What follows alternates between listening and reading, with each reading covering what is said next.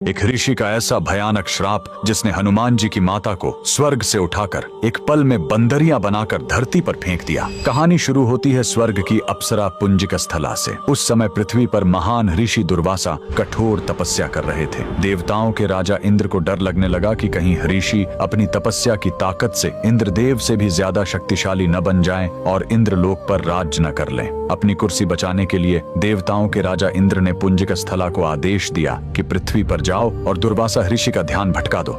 इंद्र के आदेश पर वह ऋषि के आश्रम गई और उनकी तपस्या में बाधा डालने लगी।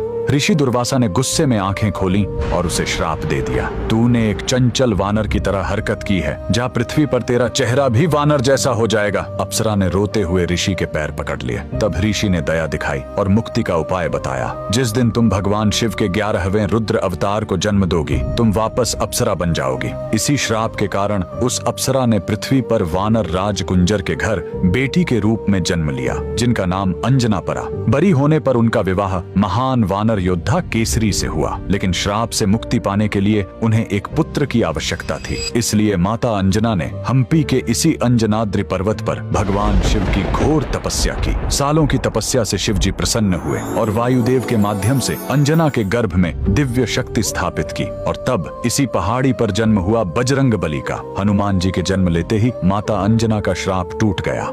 आज कर्नाटक के हम्पी में स्थित यह अंजनाद्रि पर्वत इस पूरी घटना के गवाह है। 575 सीढ़ियां चढ़कर आज भी भक्त उस पवित्र जन्म स्थान के दर्शन करने आते हैं। पवन पुत्र हनुमान के लिए कमेंट्स में जय बजरंगबली जरूर लिखें।